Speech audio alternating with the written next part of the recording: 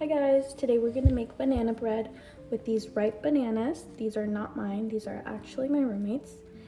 And we're gonna surprise her with banana bread because I know she doesn't like her bananas like this. She likes them like this, green. But we're gonna talk about food waste and how we're not gonna waste this food. So we're gonna make banana bread because I know she'll eat that.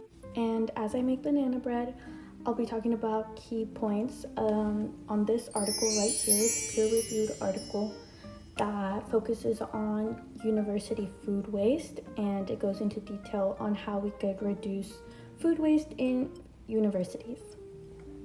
Okay, so now we could begin. We're going to peel our ripe bananas. Of course, wash your hands before. You're just gonna put it like that. And I'm only gonna use 2 because as you guys saw, the other 2 were still not ripe and she could still eat those, but I know she probably won't eat this unless it's like made into something. So we're gonna make this. And then you're gonna smash this up. Okay, I've smashed my bananas, I've added my egg, and now I'm going to add my melted butter. And as I do that, one thing that I found really shocking, then again not really shocking, and I'll tell you why in a little bit, but is that the average university's waste on food is around 0.12 to 50 kg per capita per day, and that's just insane.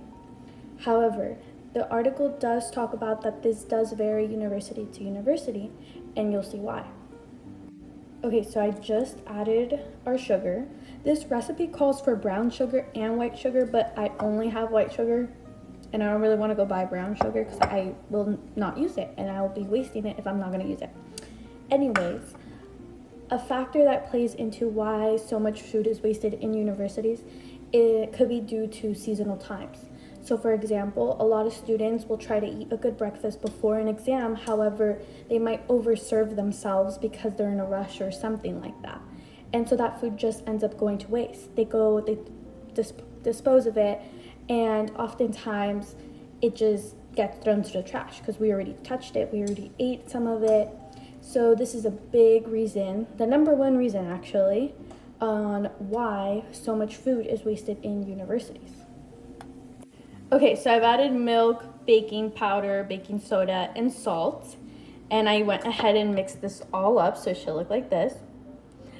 All right, and now we're gonna talk about the second important factor that contributes to food waste in universities, which is the self-serving process of when you go to the dining commons.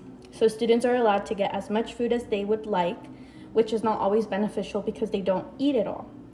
And so this goes into universities in ignorance, which is something we learned in class, which I would have never thought about.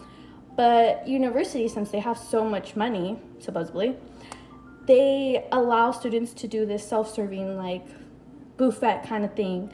And I'm not sure if they really take into consideration the amount of food that is left over and goes to waste because of the funds that they still get to provide students that food at the end of the day.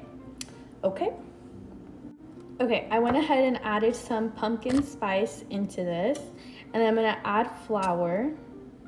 And the last thing I wanna talk about that's really important is the article touched on ways that students could reduce food waste in universities, which is following campus policy. So if the university enforces a policy that concerns food waste, they should be following it and serving themselves less food, as well as the universities could take action by preparing less food, so preparing just enough for maybe the average amount of students that go in and eat, rather than over preparing and letting any of the food go to waste. Okay, so that's all I have for you guys. This is your banana bread. Well, you gotta bake it, but after you bake it, you can eat it and enjoy it.